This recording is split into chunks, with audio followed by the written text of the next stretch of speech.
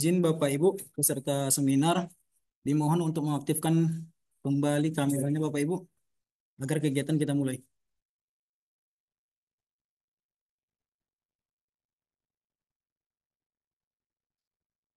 Assalamualaikum warahmatullahi wabarakatuh. Selamat siang teman-teman peserta seminar pada siang ini yang berbahagia. Pertama-tama mari kita panjatkan puji syukur kepada Allah Subhanahu wa taala, Tuhan semesta alam karena memberikan rahmat dan kesehatan untuk dapat hadir dalam kegiatan secara virtual ini. Senang sekali saya Rizwan Faisal Hamdani selaku moderator pada sesi hari ini untuk menyambut peserta kegiatan seminar secara virtual. Bagaimana kabarnya? Sehat dan bahagia ya? Alhamdulillah. Mari kita bersyukur di tengah aktivitas di bulan suci Ramadan ini. Sebelum saya mulai, mari kita beri tepuk tangan yang meriah kepada semua yang hadir pada seminar hari ini. Acara hari ini adalah rangkaian dari menyambut Hari Ulang Tahun Badan Narkotika Nasional Republik Indonesia tahun 2025. Materi yang dibahas pada siang hari ini, topiknya adalah serba-serbi pencegahan narkoba mulai dari diri sendiri. Untuk menuju Indonesia bersinar, bersih dari narkoba, Badan Narkotika Nasional memiliki strategi yang fokus dalam 3 titik yaitu soft power, hard power, dan smart power approach yang menjadi senjata untuk merealisasikan program pencegahan dan pemberantasan penyalahgunaan dan peredaran gelap narkotika. Tertib acara pada seminar siang ini, pertama, menyanyikan lagu Indonesia Raya dan mendengarkan Mars BNN. Kedua, kata sambutan sekaligus pembuka acara oleh Kepala Badan Narkotika Nasional Kabupaten Asahan. Ketiga, penyampaian materi oleh pemateri pertama. Keempat, penyampaian materi oleh pemateri kedua. Kelima, diskusi dan tanya jawab. 6, penutup oleh Kepala BNN Kabupaten Asahan. Di hadapan kita telah hadir Kepala Badan Narkotika Nasional Kabupaten Asahan dan 2 narasumber yang akan memberikan tips-tips mengenai pencegahan narkotika untuk kita semua. Narasumber kita ini berasal dari personil Badan Narkotika Nasional Kabupaten Asahan yang telah lama mengabdikan dirinya dalam pencegahan narkoba khususnya di wilayah hukum Kabupaten Asahan. Hadirin sekalian, marilah sama-sama kita menyanyikan lagu Indonesia Raya dan mendengarkan Mas BNN. Hadirin dimohon untuk berdiri.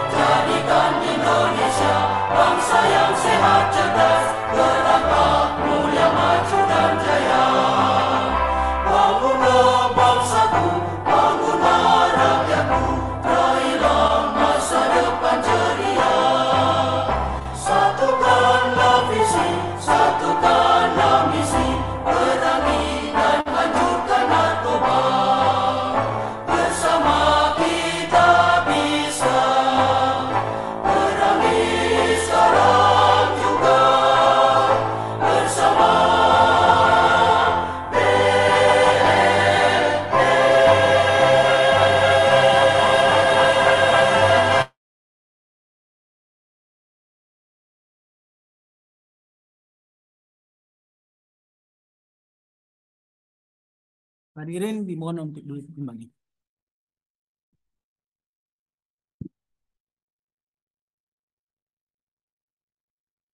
Selanjutnya kata sambutan sekaligus pembuka seminar anti narkoba oleh Kepala Badan Narkotika Nasional Kabupaten Asahan, Bapak Adria Reta Zulhefi SPD MM. Kepada Bapak kami persilakan. Baik, terima kasih. Assalamualaikum warahmatullahi wabarakatuh.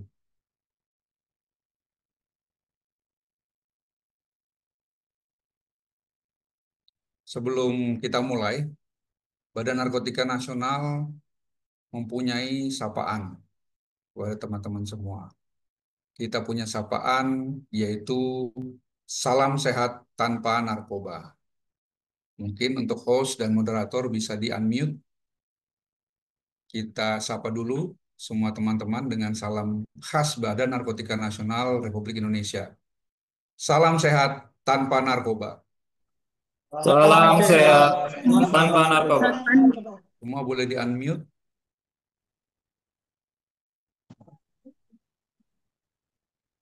Baik, terima kasih.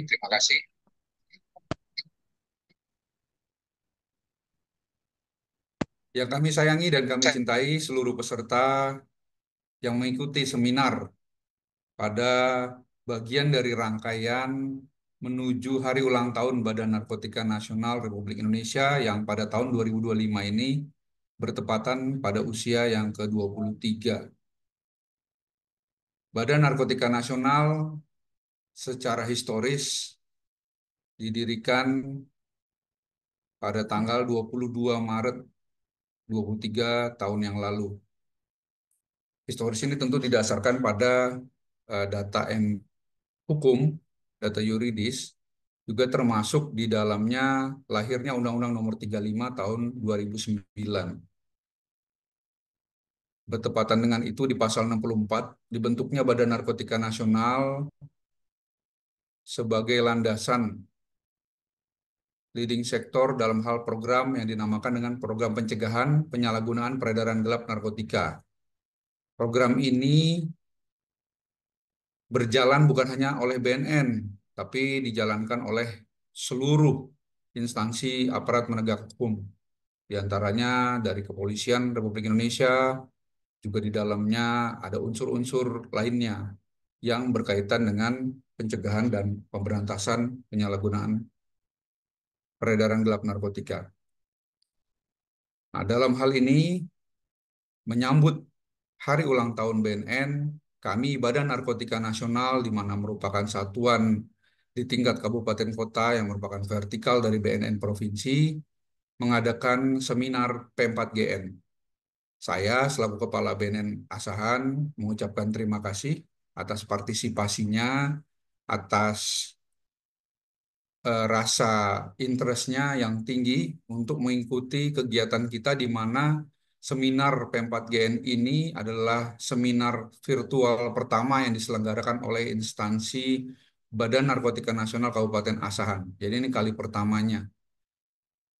Mungkin pada saat sebelumnya di masa-masa COVID kita sudah melaksanakan kegiatan dalam bentuk virtual. Namun pada kali inilah kita menerbitkan e-sertifikat, di mana nanti peserta yang mengikuti secara full sebagaimana disampaikan oleh moderator tadi akan mendapatkan sertifikat. Tujuan dari pelaksanaan kegiatan ini antara lain adalah teman-teman bisa semua mendapatkan penyuluhan bagaimana teman-teman bisa mengetahui tentang cara-cara pencegahan daripada barang haram ini. Saya selaku Kepala BNN Kabupaten Asahan berharap semua dapat mengikuti secara tuntas dan nanti kita juga bisa bertanya jawab. Dan ini merupakan awal, bukan merupakan akhir. Jadi kita punya call center juga di 0811 9999 160, itu bisa dimanfaatkan oleh para peserta bertanya jawab di luar dari kesempatan seminar yang kita adakan. Akhir kata, saya mengucapkan sekali lagi terima kasih atas partisipasinya mengikuti kegiatan kita, dan tidak lupa kita tularkan semangat anti narkotika kepada rekan-rekan kerja kita, kepada orang tua kita, kepada teman, tetangga, dan seluruh masyarakat Asahan. Karena memang secara data tahun 2024 di wilayah Kabupaten Asahan ini banyak sekali pengguna rehabilitasi yang sudah kami rawat, jalankan maupun sudah dikirimkan untuk ke rawat inap. Total sepanjang 2024 berdasarkan data BNN Keasahan ada 178 orang warga Asahan yang sudah mengikuti rehabilitasi. Artinya di wilayah Kabupaten Asahan banyak sekali para pecandu atau penyalahgunanya, di mana kewajiban BNN sesuai undang-undang di tingkat kabupaten kota adalah rehabilitasi. Nah, di luar dari rehabilitasi apa? Yaitu adanya deteksi dini dan pemberantasan. Nah, khusus untuk pemberantasan kami oleh Badan Narkotika Nasional Republik Indonesia diminta untuk ditingkatkan status penanganannya di tingkat provinsi. Jadi kalau untuk tingkat pemberantasan ini, saat ini kami hanya mengirimkan data intelijen atau informasi intelijen. Yang bertindak adalah dari BNN provinsi. Sedangkan di tingkat kabupaten kota, kami mempunyai fungsi penuh terhadap pencegahan melalui sosialisasi dan deteksi dini. Itu saja pada kesempatan ini yang dapat kami sampaikan. Mungkin nanti akan berkembang melalui narasumber yang sudah tersedia di sini dan juga tanya jawab. Nanti kita akan berinteraksi dalam hal tanya jawab. Mungkin itu saja dari saya. Saya sampaikan selamat mengikuti. Wassalamualaikum warahmatullahi wabarakatuh. Silakan Waalaikumsalam moderator. warahmatullahi wabarakatuh. Terima kasih kepada Kepala BNN Kabupaten Asahan atas sambutannya. Hadirin sekalian, selanjutnya kita akan mendengarkan penyampaian materi yang akan diberikan waktu 10 menit. Penyampaian materi kali ini yang pertama yaitu dari Ibu Rindu Wilayah Esos sebagai penyuluh narkoba ahli ahli muda di BNN Kabupaten Asahan. Kepada Ibu Rindu Wilayah kami persilakan.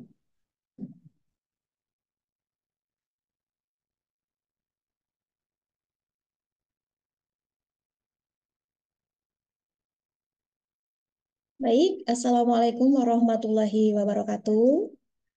Apa kabar Bapak Ibu? Sebelumnya yang terhormat Bapak Kepala BNN Kabupaten Asahan, kemudian rekan-rekan saya di BNN Kabupaten Asahan dan juga Bapak Ibu peserta kegiatan seminar pencegahan narkoba yang diselenggarakan oleh BNN Kabupaten Asahan yang untuk pertama sekali.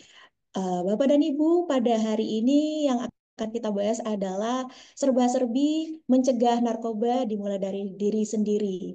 Nah, kalau untuk materi saya ini sendiri adalah pencegahan narkoba mulai dari diri sendiri. Ya, kita tahu sendiri ya bahwa saat ini narkoba itu sudah banyak sekali beredar di kalangan masyarakat, tidak hanya orang dewasa, bahkan juga sudah menyasar kepada anak-anak usia remaja, bahkan anak-anak sekolah di bawah umur. Nah, Bapak Ibu, ada banyak sekali cara untuk mencegah narkoba. Tapi yang paling utama kita utamakan adalah bagaimana caranya mencegah narkoba dari diri sendiri. Sebelum masuk ke materi, perkenalkan dulu saya Rindu Wilia Esos. Saya merupakan penyuluh narkoba ahli muda sekaligus Ketua Tim Pencegahan BNN Kabupaten Asahan. Saya sudah bertugas di BNN Kabupaten Asahan mulai dari tahun 2014 sampai sekarang. Nah, langsung saja ya, karena tadi sudah diberi waktu 10 menit. Nah, di sini kita lihat mengapa pencegahan narkoba itu dimulai dari diri sendiri. Bapak dan Ibu, setiap orang itu perlu mengenal diri sendiri. Seperti apa diri kita sebenarnya, kelebihan apa yang kita miliki. Kemudian dengan mengenal diri sendiri itu, kita bisa bersyukur dengan apa yang kita miliki. Membuat kita itu dapat berpikir positif dan memandang segala hal itu secara lebih terbuka.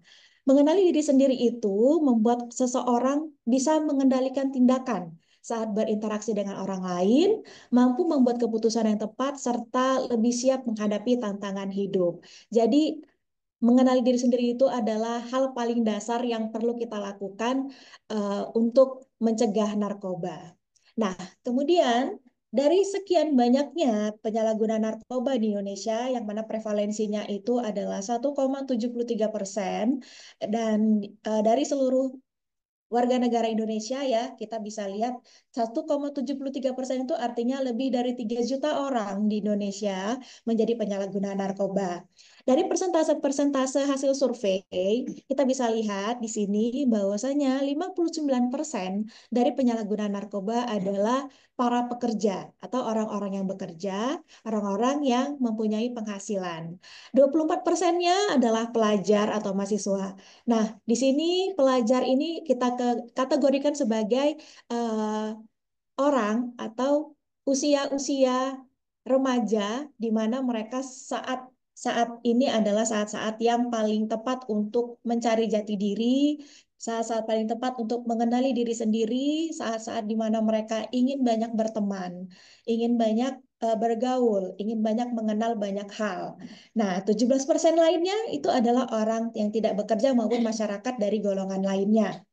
Kita lanjut.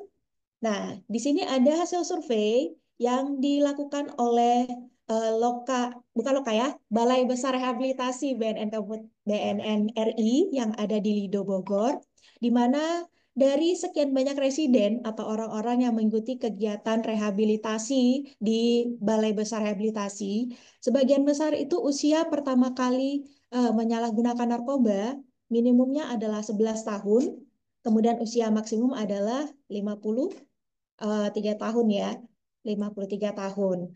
Nah, di sini kita bisa lihat persentase yang paling banyak itu adalah usia 19 sampai 25 tahun. 37% dari residen-residen yang mengikuti program rehabilitasi di Balai Besar Rehabilitasi Narkoba di Lido Bogor. Kemudian ini juga hasil survei yang mana pola penyalahgunaan narkoba di Indonesia, sumber perolehan narkoba pertama sekali. Kita bisa lihat mayoritas penyalahguna narkoba memperoleh narkoba pertama kali dari siapa? Dari teman atau dari pacar, baik di perkotaan maupun di pedesaan. Di sini juga dikatakan bahwasanya apotek menjadi tempat perolehan narkoba terbesar kedua di pedesaan setelah dari teman atau pacar tadi ya. Kita lanjut. Nah, ini juga hasil survei dari Balai Besar Rehabilitasi Narkoba yang ada di Lido Bogor, yang mana alasan menggunakan narkoba pertama kali, yaitu ajakan atau bujukan teman.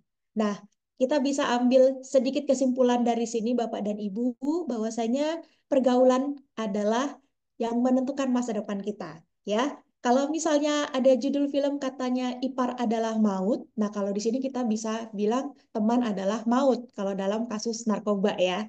Nah, alasan-alasan narkoba selain ajakan bujukan teman, memang ada yang ingin mencoba, kemudian di lingkungan tempat tinggalnya banyak pengguna narkobanya. Selebihnya ada yang karena bersenang-senang, konflik keluarga, atau hubungan tidak harmonis dalam keluarga, untuk menambah stamina, itu hanya sugesti ya. Kemudian stres akibat beban belajar atau beban pekerjaan, ada juga karena perceraian, kemudian ada juga karena masalah-masalah keluarga lainnya. Lalu bagaimana sih sebenarnya cara mencegah narkoba yang dimulai dari diri sendiri? Ada banyak cara, di sini saya sudah rangkum. Perbanyak yang pertama sekali yang bisa dilakukan adalah memperbanyak informasi dan edukasi kita tentang narkoba. Informasi dan edukasi itu apa aja sih? Yang pertama, dengan memiliki informasi dan edukasi tentang narkoba, kita bisa memiliki pemahaman tentang apa itu narkoba. Ya, mungkin Bapak dan Ibu sudah sering dengar narkoba, narkoba apa sih narkoba? Nah, kita harus cari tahu infonya. Apa sih narkoba itu sebenarnya? Narkotika, psikotropika, dan bahan adiktif ya, itu kan kepanjangan dari narkoba. Nah, kita juga perlu gali lebih dalam sebenarnya narkotika itu apa, bahan adiktif itu apa, hukumnya bagaimana. Nah, kemudian kita dari kemampuan kita untuk memperoleh informasi dan edukasi, kita bisa memahami dampak penyalahgunaan narkoba itu seperti apa.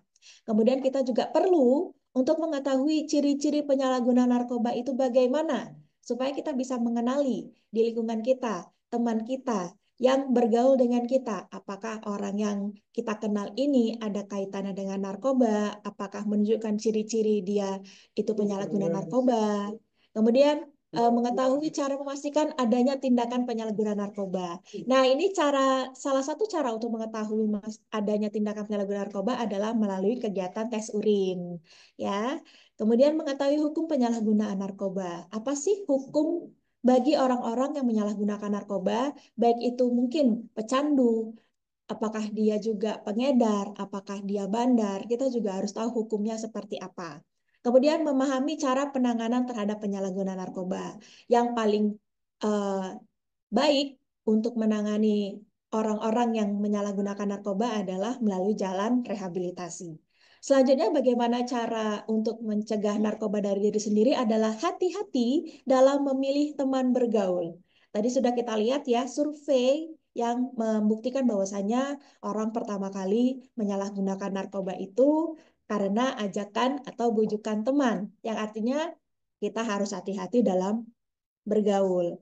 Dalam pergaulan itu kita harus selektif, memilih teman, kita pilih teman atau kelompok yang dapat meningkatkan pengetahuan kita yang menambah nilai positif dari diri kita. Kalau sudah kita lihat ciri-ciri circle kita itu sudah tidak baik, lebih baik kita meninggalkan circle tersebut. Kita cari circle yang lain yang lebih baik daripada terjerumus terus-terusan ke hal-hal yang tidak baik ya. Selanjutnya, cara untuk mencegah narkoba dari diri sendiri adalah milikilah regulasi diri dan sikap asertif. Apa itu regulasi diri? Regulasi diri itu adalah kemampuan individu, kemampuan diri kita sendiri untuk mengontrol tingkah laku dan memanipulasi perilaku dengan kemampuan pikiran. Ya, itu adalah diri kita sendiri yang mengendalikan apa yang akan kita lakukan.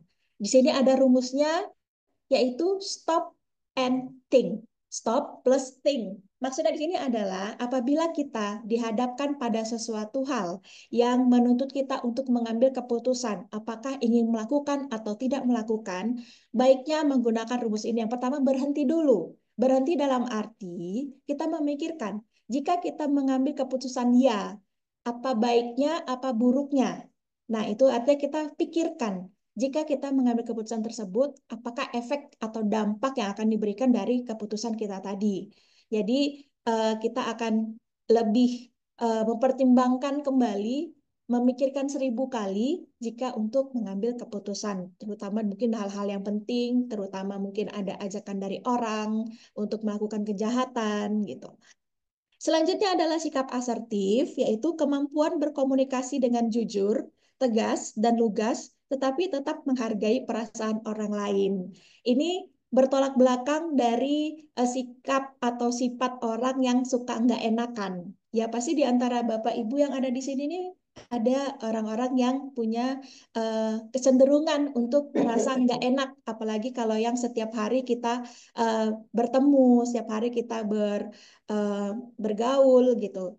Misalnya teman dekat kita mengajak kita ke suatu tempat yang sebenarnya kita tahu bahwa itu adalah tempat yang tidak baik, tempat yang buruk, tapi karena kita nggak enak, jadi ya mau aja, ikut aja. Itu sebenarnya kalau dikaitkan dengan narkoba, siapa tahu kita sebenarnya sudah nampak nih ciri-ciri teman kita nih ada yang penyalahguna narkoba.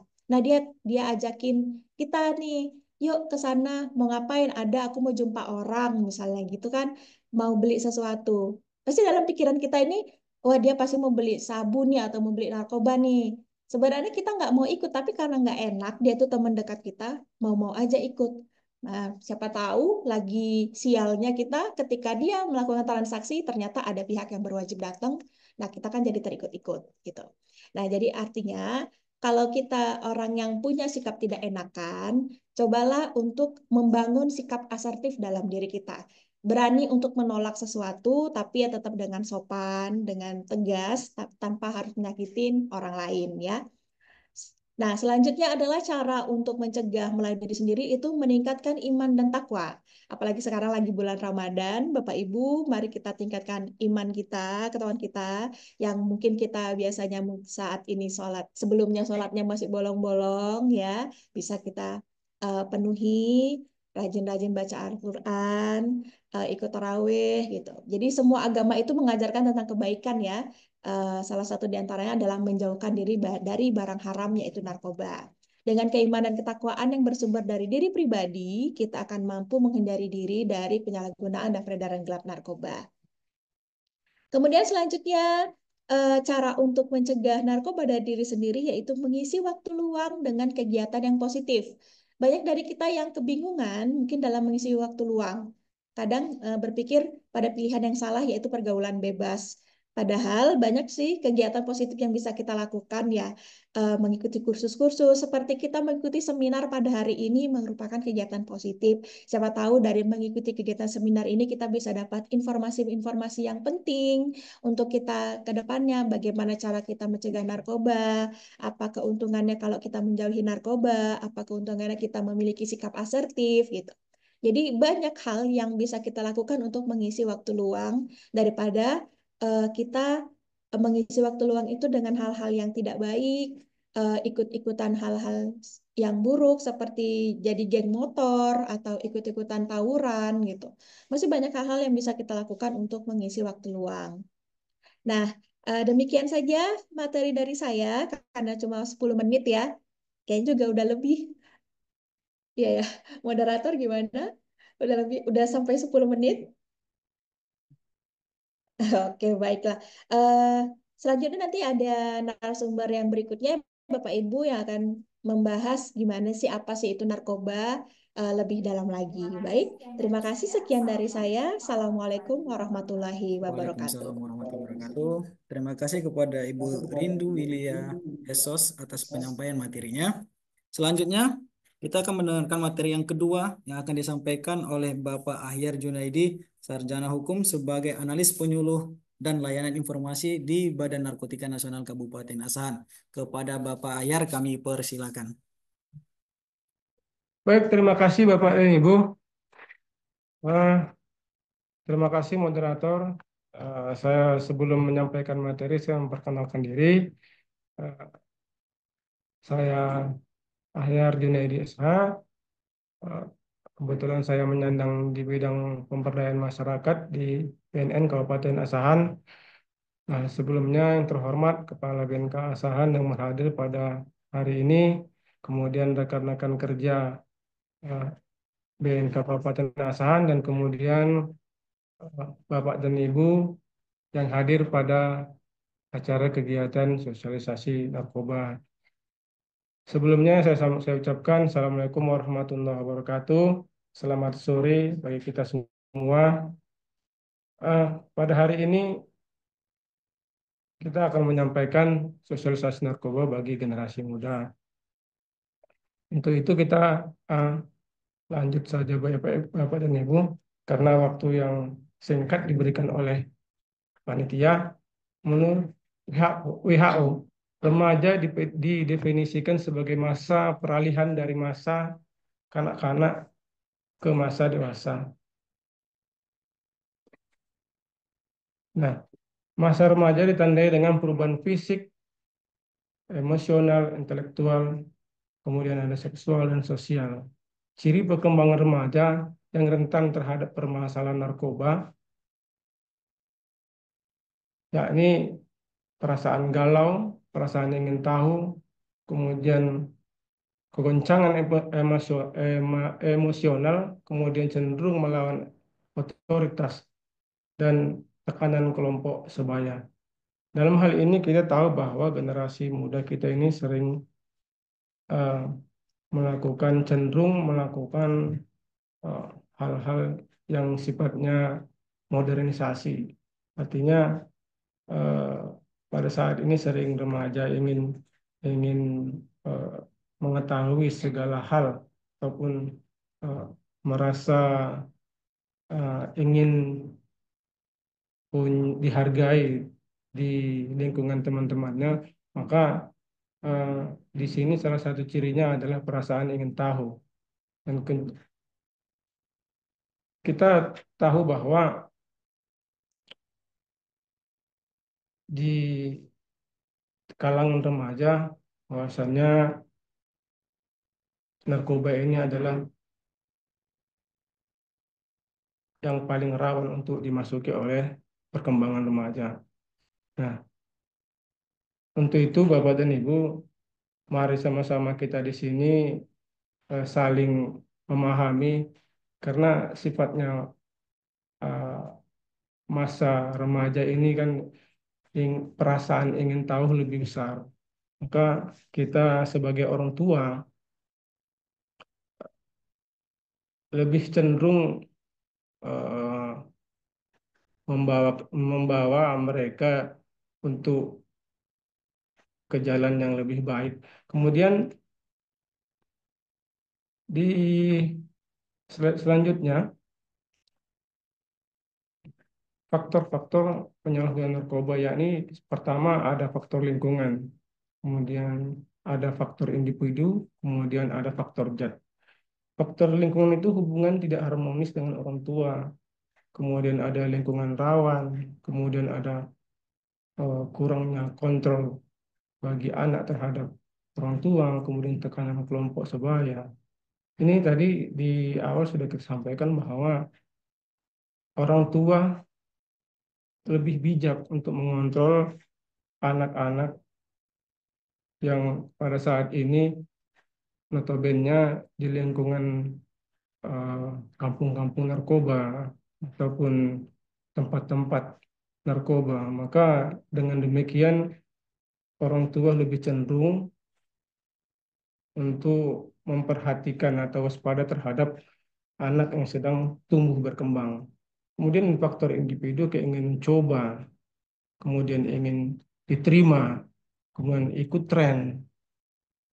Ini yang sangat kita khawatirkan sekali bahwa yang ingin coba-coba dan ingin diterima. Artinya pada saat sekarang ini generasi muda ingin diterima di kalangan suatu kelompok dengan mencoba-coba segala bentuk kegiatan mengikuti trendy. Nah, ini yang sangat kita takutkan. Maka untuk itu kita harus mencermati, kemudian timbulkan rasa sayang terhadap keluarga. Kenapa? Ketika anak ini sudah meranjak melakukan sesuatu yang tidak diinginkan, maka dari kita orang tua, bapak ataupun ibu selalu waspada terhadap anak. Kemudian sering mengontrol. Pertama kali sering kita mau komunikasi terhadap mereka, itu intinya. Kalau kita sering berkomunikasi terhadap mereka, bertanya tentang gimana keberadaan mereka, bertanya eh, tentang pelajaran mereka, bertanya tentang, artinya berdiskusi dengan mereka itu membuat mereka itu percaya diri kepada orang tua. Selama ini kan eh, anak-anak remaja itu lebih cenderung berdiskusi ataupun curhat itu lebih lebih ke teman-teman sebayanya. Nah, ini yang kita harapkan supaya orang tua itu lebih mempercayakan diri, lebih memasukkan diri ke anak-anak tersebut, sehingga anak itu tidak, eh, kalaupun mereka mau berdiskusi, dia cenderung berdiskusi kepada orang tuanya.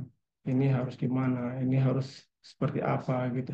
Kemudian zat faktor ini, faktor-faktor zat ini menimbulkan ketergantungan fisik dan psikis mudah didapat, kemudian relatif murah. Ini yang sering kita jumpai di lapangan, Bapak Ibu, karena banyaknya generasi-generasi muda yang terpapar ataupun penyalahgunaan narkoba ini, sehingga mudah untuk mendapatkan apa yang mereka inginkan. Kemudian eh,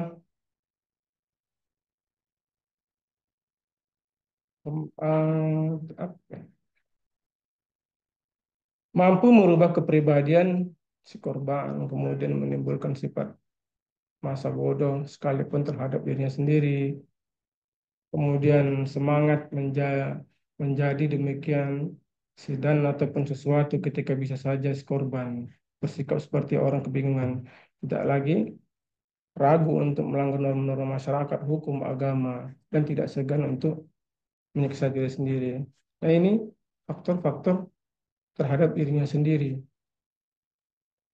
Bahwa kita tahu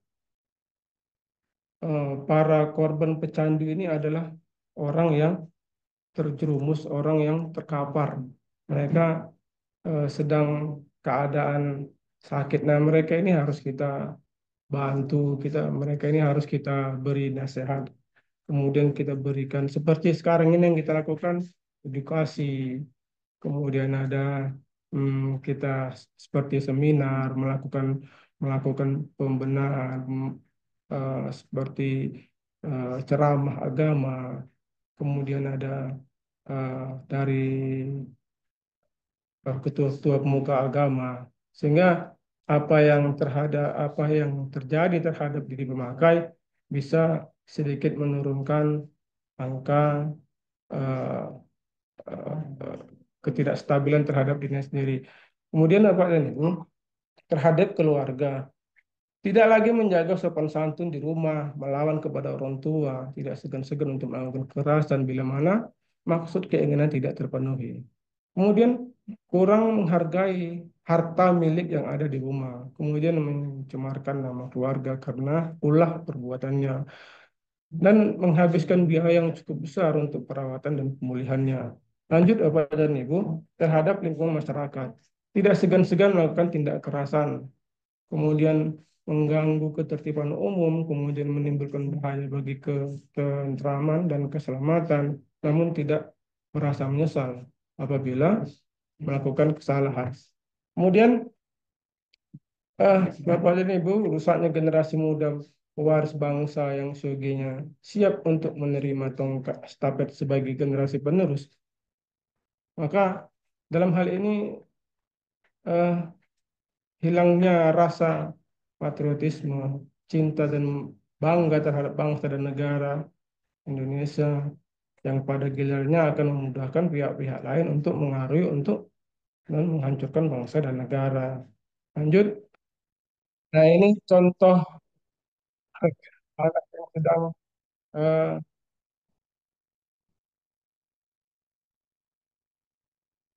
anak di bawah umur yang sedang melakukan merokok.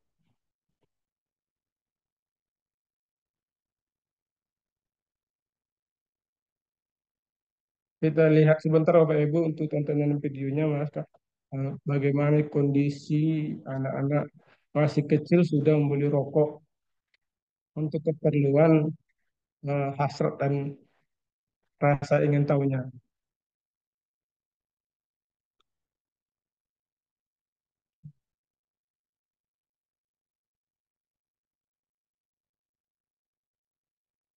Baik Bapak Ibu, hanya sebentar saja untuk teksnya yang kita akan lanjutkan slide-nya karena waktu yang tidak memungkinkan. Nah, dari dari eh, kegiatan-kegiatan yang nilai positif untuk kita pada hari ini boleh kita buatkan seperti spanduk-spanduk, stiker-stiker atau di gang-gang untuk masuk di kawasan tempat pemukiman. Bahasanya lebih baik kita melakukan edukasi, walaupun tidak kita melakukan dengan seminar berbicara, kita bisa melakukan dengan spanduk ataupun webinar. Nah, seperti yang dilakukan anak-anak pramuka di menempelkan eh, apa namanya spanduk-spanduk tentang bahaya narkoba bagi generasi muda. Lanjut. Nah, ini seminar-seminar untuk memberikan pemahaman bagi generasi muda bagaimana dampak dan bahaya narkoba tersebut kepada lingkungan-lingkungan yang ada di sekitar mereka. Nah, ini adalah Flaka, jenis narkotika yang baru.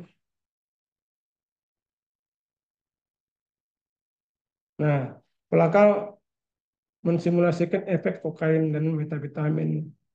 Itu sebabnya narkoba tersebut sangat populer di kalangan orang dewasa hingga remaja. Direktur Medis Center of Therapy mengatakan, kegembiraan yang disebabkan oleh Pelaka jauh lebih kuat daripada yang dirasakan seorang dari obat alami seperti kokain. Ini disimulasikan, ini eh, efek dari orang yang sudah memakai narkotika. Kita lihat sebentar saja Pak dan Ibu.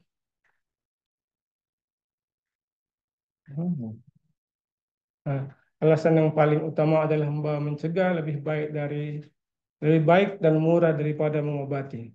Kemudian pemakaian narkotika membahayakan kesehatan tubuh dan hidup si penyalahguna itu sendiri serta orang lain. Kemudian menurunnya kualitas sumber daya manusia karena potensi telah dirusak oleh penyalahguna narkoba. Kemudian epidemi HIV atau AIDS yang mengancam bagi pemakai narkoba tertentu. Mengapa perlu dicegah? Nah, ini dia. Kemudian ini hasil dari pertemuan kita hari ini. Waktunya cukup 10 menit. Lebih dan kurang saya mohon maaf. Dan saya sudahi. Billahi taufiq wal hidayah. Assalamualaikum warahmatullahi wabarakatuh dan selamat sore. Betul. Terima kasih untuk pemateri kita yang kedua. Dua materi kita telah selesai dalam penyampaian materinya. Mari kita beri aplaus kepada kedua pemateri kita.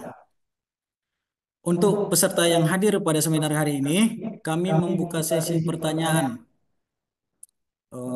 Untuk sesi pertama kami beri 2 orang paling cepat, dan untuk sesi kedua apabila memungkinkan kita buka sekitar 1 orang atau 2 orang kembali. Kepada peserta seminar, kami mohon siapa yang ingin bertanya.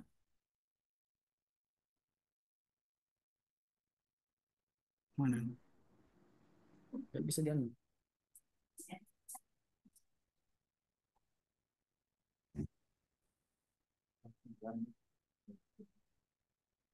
Kepada peserta seminar bisa diresen atau di unmute apanya suaranya yang ingin bertanya.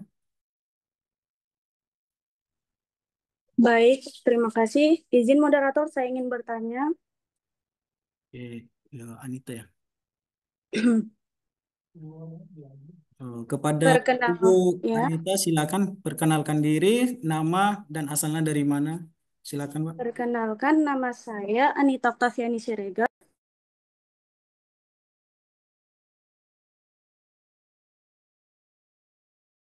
Dari kalangan masyarakat.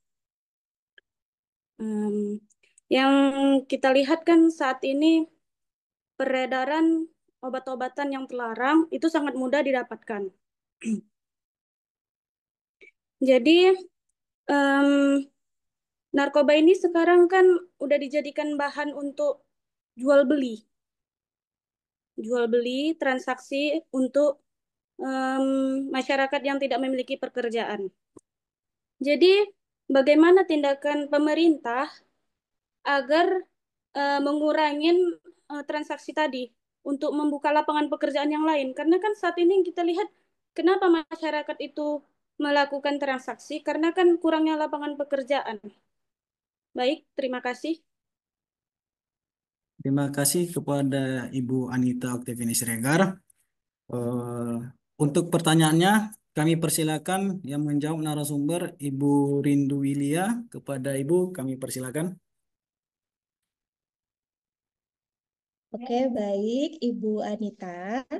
Ya, terkait dengan pertanyaannya apa yang dilakukan pemerintah dalam hal untuk setidaknya mengurangi ya bagaimana orang-orang dengan yang tidak punya pekerjaan supaya tidak melakukan transaksi narkoba. Ya, itu tentunya pasti kita membutuhkan lapangan pekerjaan ya.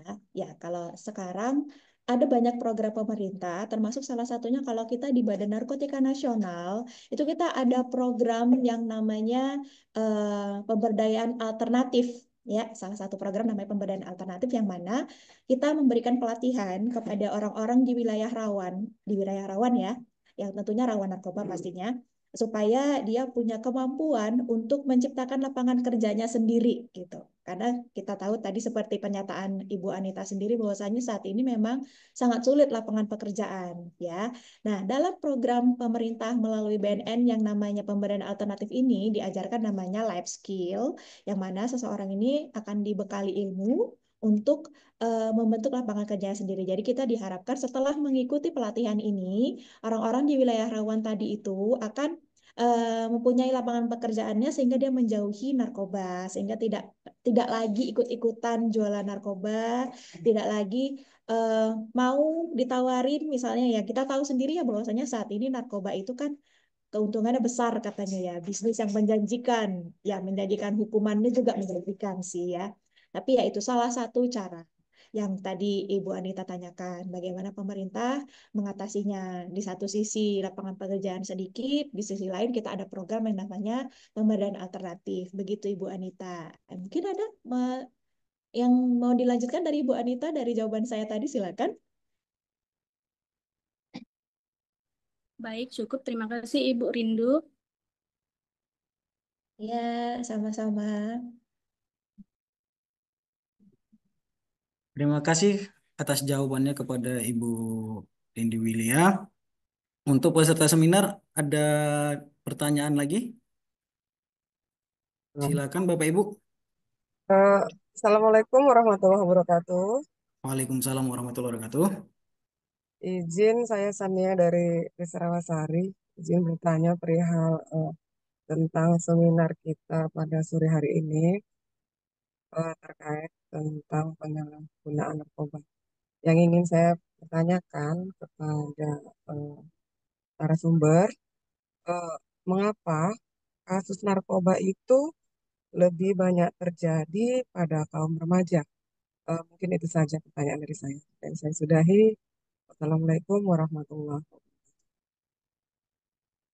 Waalaikumsalam warahmatullahi wabarakatuh. Terima kasih atas pertanyaannya Ibu Sania. Ya, Pertanyaan Ibu akan dijawab oleh penyuluh muda kita, Ibu Rindu Wilia. Kepada Ibu kami persilakan. Baik, Ibu Sania, apa kabar Bu? Kayak kita pernah ketemu halo. ya Bu di Desa Rawasari Bu. Iya, pernah Kak. Oh iya, oh iya Bu. Jadi begini Bu, kenapa sih anak-anak remaja itu yang kayaknya paling banyak? Karena seperti tadi kita sempat bahas ya Bu, masa-masa remaja itu masa-masa di mana anak-anak ini mulai banyak bergaul, mulai banyak Mm-mm. cari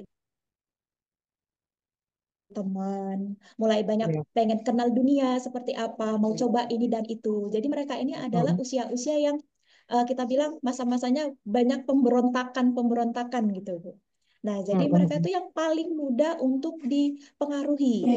Terutama seperti yang saya nyatakan, circle. Kalau bahasa anak-anak zaman sekarang circle ya, Bu. Kalau zaman kita dulu Ya, geng ya kan. Nah, ya, jadi ya, oke. dalam satu circle, satu sama lain itu saling mempengaruhi, Bu, satu sama lain saling mempengaruhi. Misalnya dalam satu circle anak-anak ini ada 5 orang begitu ya. 2 di antaranya merokok, yang 3 enggak. Lama kelamaan Bu, yang 3 bisa ikut merokok juga. Nah gitu. Jadi karena masa-masa seperti ini anak-anak ini jadi nggak mau cuma 1-2 orang kawan, nggak mau circle itu aja, dia biasa juga cari teman-teman yang lain. Nah biasanya kalau anak remaja ini masih sulit untuk melakukan filter seperti orang dewasa. Karena dia saking inginnya punya banyak kawan, saking inginnya punya banyak pergaulan, saking inginnya tahu ini dan itu, jadi dia tuh nggak peduli. Kalaupun misalnya dibilang orang yang baru dikenalnya ini adalah orang yang eh, tidak baik atau orang yang punya kecenderungan memakai narkoba, dia biasanya masa bodoh gitu. Jadi remaja-remaja ini sangat-sangat mudah dipengaruhi. Apalagi modusnya tadi adalah hasil survei menunjukkan bahwasanya orang pertama kali coba narkoba, satu karena bujukan teman, dan yang kedua ingin Mm-mm. mencoba. Nah, di usia ini Bu, di usia remaja ini mereka yang cenderung sekali untuk melakukan hal-hal tersebut. Nah, kemudian eh, modus-modus orang-orang ini yang pertama mendekati sebagai teman. Yang pertama sekali banyak modus-modus narkoba dikasih gratis. Tahulah kalau anak sekolah nggak punya uang ya, uangnya uang Iya. jajan dari orang tua. Nah, jadi karena mereka keterbatasan uang tadi, pasti diiming-imingi nih sama orang yang menawarkan narkoba tadi. Bolehlah coba gratis dulu. Yang namanya narkoba, sekali coba itu kan berefek kemudian. Sekali coba kalau kita bilang bahasanya welcome to the jungle, selamat datang ke hutan belantara kan gitu ya. Sekali Mm-mm. coba pasti pengen coba lagi, coba lagi. Nah, ketika itu modusnya berubah. Yang tadinya gratis boleh ngutang, Bu. boleh ngutang. Oh gitu ya. Nah, udah semakin meningkat dosisnya, harganya semakin mahal, dia nggak punya uang. Ujung-ujungnya apa?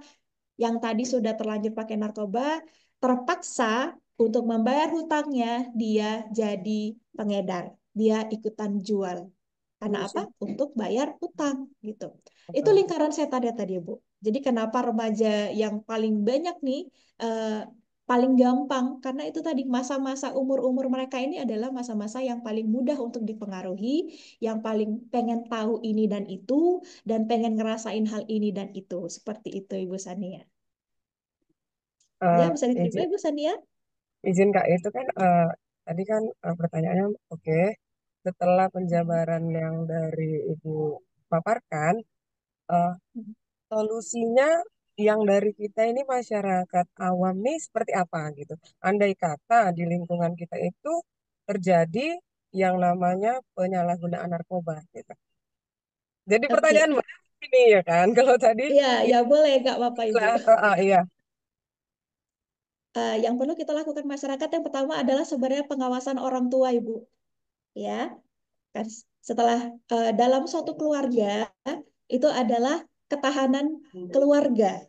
Kita dalam keluarga itu harus punya ketahanan diri, mengenalkan anak kita dengan bahaya narkoba, yang artinya orang tua harus tahu lebih dulu nih narkoba itu seperti apa gitu ya. Itu solusi pertama adalah pendidikan dalam keluarga. Artinya anak ini dalam satu hari harus tetap berkomunikasi dengan orang tua. Kalau di BNN sendiri kita ada program ketahanan diri remaja, Bu. Nah, dalam Oh, gitu ya. mengukur ketahanan diri remaja, salah satu pertanyaan yang kita ajukan kepada remaja adalah, dalam satu hari, apakah kamu ada berkomunikasi dengan orang tua? Nah, Oh, itu gitu berarti ya. kan kuncinya adalah pengawasan orang tua sebenarnya, Bu. Komunikasi antara orang tua dengan anak, ya. Ah, ah. Walaupun kita tahu bahwasanya anak lebih banyak menghabiskan waktu di sekolah daripada di rumah. Ya, Iya kalau di benar. rumah kan sudah setelah pulang sekolah mungkin ada les lagi kan. Kalaupun tidak ada les di rumah ya, kalau sudah malam kan sudah waktunya istirahat. Nih, nah jadi gitu keterbatasan pertemuan antara anak dan orang tua itu salah satu penilaian apakah anak ini ada ketahanan diri dan ketahanan diri terhadap narkoba. Salah satunya. Jadi kalau solusinya tadi yang pertama adalah ketahanan keluarga, Bu, yang Oh, dimulai dari komunikasi antara orang tua dengan anak. Nah, kemudian yang kedua adalah ketahanan diri remaja, ketahanan dari si anak sendiri. Bagaimana caranya? Eh, adalah pendidikan di sekolah. Sekolah bisa memasukkan pendidikan anti narkoba, seperti misalnya sekolah-sekolah membuat seminar-seminar atau penyuluhan anti narkoba, yang artinya anak-anak ini juga dibekali ilmu bagaimana cara menolak narkoba sendiri, gitu. Menolak ini kan banyak halnya, Bu. Dimulai dengan tahu, oh narkoba itu bahaya. Oh narkoba itu mm-mm, nggak boleh dicoba. Gitu. Oh mm-mm, kalau aku berteman itu harus hati-hati. Nggak boleh sembarangan dengan orang-orang mau berteman gitu aja. Gitu. Nah itu solusinya. Yang pertama ketahanan keluarga, kedua ketahanan diri remaja. Yang ketiga adalah pengawasan masyarakat. Jadi kan saat mm-mm, ini kenakalan remaja kan tidak hanya narkoba ya Bu, termasuk juga tawuran dan juga eh, apa geng motor sekarang. Nah, mm-mm. masyarakat juga kan perlu untuk mengawasi hal tersebut.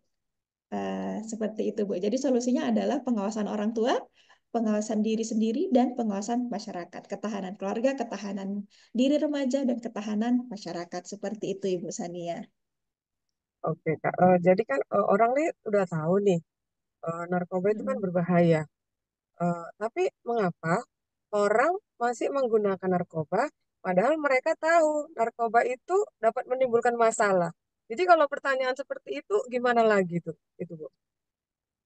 Oke, dari hasil survei juga Bu ada membuktikan bahwasanya rata-rata orang yang pergi rehab ini, yang tadi kan saya sudah ada di slide saya memperlihatkan Mm-mm. survei yang dilakukan oleh Badan BNN. Mm-mm. Rehabilitasi, ya kan, Mm-mm. Balai Rehabilitasi.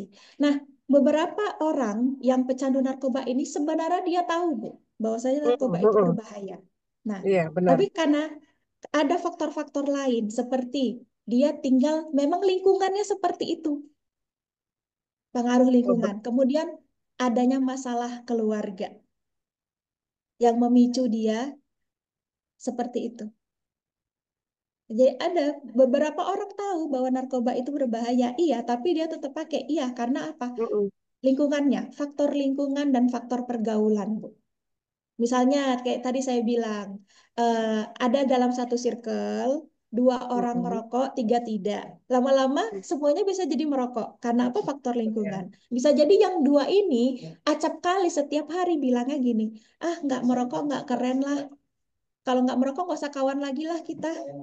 Mungkin yang di antara tiga orang ini, salah satunya mungkin di rumah dia nggak punya kedekatan dengan orang tua, nggak dekat juga dengan kakak abangnya gitu. Jadi seolah dia tuh sendiri. Nah kalau ini juga dia kehilangan teman, kayak gimana gitu. Pada ujung-ujungnya ya udahlah ikut aja juga eh, apa nanti apa namanya ikut juga lah pakai narkoba aja atau merokok juga ikut juga merokok daripada aku kehilangan teman seperti itu Bu. Jadi apa tadi jawabannya adalah karena faktor lingkungan Ibu gitu. Iya, Faktor benar-benar. lingkungan yang memaksa orang yang padahal tahu narkoba itu bahaya tapi tetap dipakai gitu. Seperti itu Ibu Sania.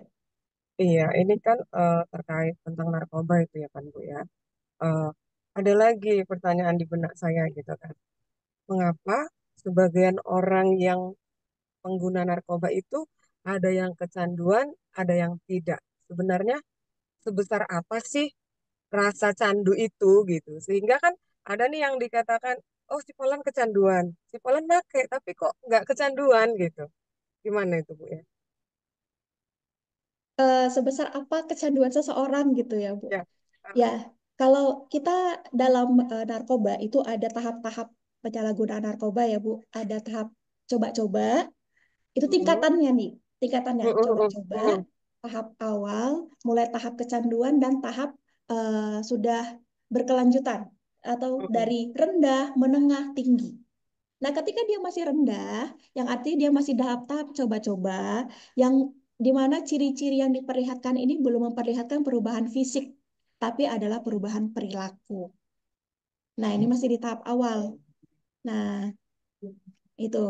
Jadi, Mm-mm. kenapa kelihatan kayak dia nggak make, sebenarnya make gitu ya. Kecanduannya seperti Mm-mm. apa? Iya benar. Berarti, ya, kalau masih di tahap awal dan tahap coba-coba, Ibu, yang diperlihatkan adalah perubahan perilaku, belum terlihat perubahan fisik. Jadi yang tahu perubahan perilaku itu adalah orang-orang yang setiap hari bergaul dengan orang tersebut. Gitu. Jadi cara mengenalinya seperti itu dari tingkatan penyalahgunaannya. Dari mulai rendah, menengah, tinggi, dari mulai perubahan perilaku sehingga perubahan fisik dan emosi. Seperti itu, Bu. Gimana Ibu Sania? Izin Sejauh ini kan, menambahkan sedikit, Ibu Sania dari Desa Rawasari, mengapa orang ada yang kecandu, ada yang lebih candu, itu sama. Artinya begini, eh, pertama kita berhalusinasi dengan orang yang sedang merokok.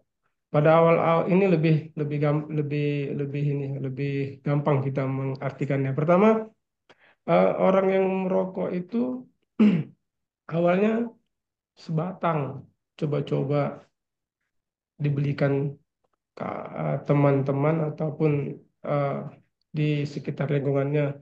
Kemudian karena dirasa rokok sebatang itu muncul di sana kenikmatan yang signifikan.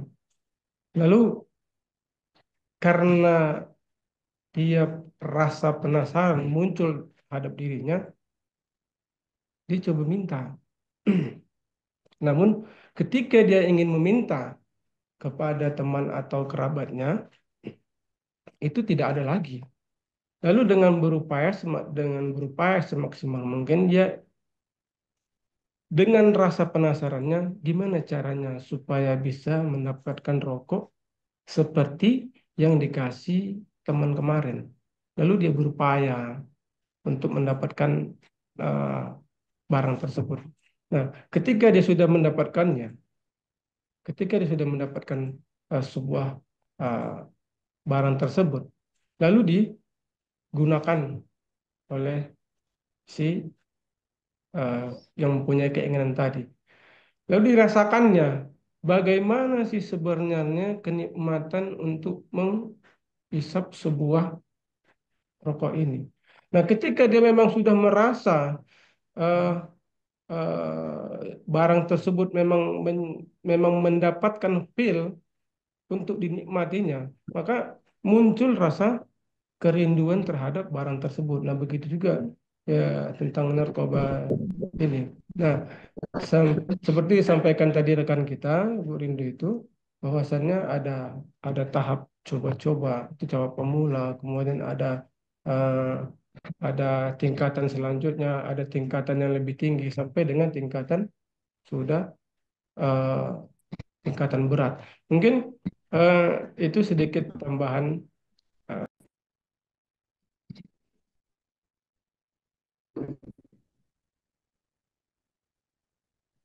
Terima kasih kepada Ibu Sani atas pertanyaannya dan jawaban dari para narasumber.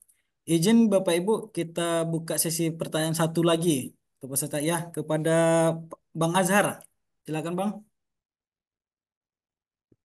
Terima kasih. Assalamualaikum warahmatullahi wabarakatuh. Mas dari media online. Nah, kemarin itu ada musik besar, ada beberapa kontestan itu dari Nas, dan mereka harus Izin mobilitas Bang. Izin Bang Azhar, suaranya terputus-putus Bang, izin Bang. Suaranya kurang jelas, terputus-putus Bang. masuk. Suaranya jelas. Masih terputus Bang, izin Bang. Bagaimana ini? Dengar. Dengar. Masih terputus Bang. Bisa agak atau pindah posisi Bang, izin Bang. Ya, halo. Dengar moderator. Putus, masih putus. Izin Bang, masih putus Bang. Gimana?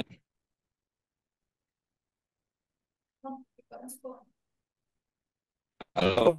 Izin Bang, kalau pertanyaannya singkat bisa diketik di kolom chat Bang. Izin. Ya, no. Nanya sedikit. Nah, karena jaringannya masih terputus-putus Bang.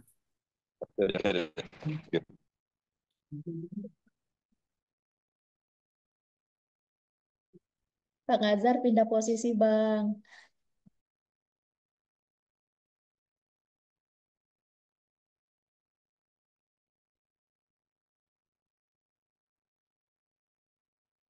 Ini izin untuk Bapak Despriyandi, silakan Pak.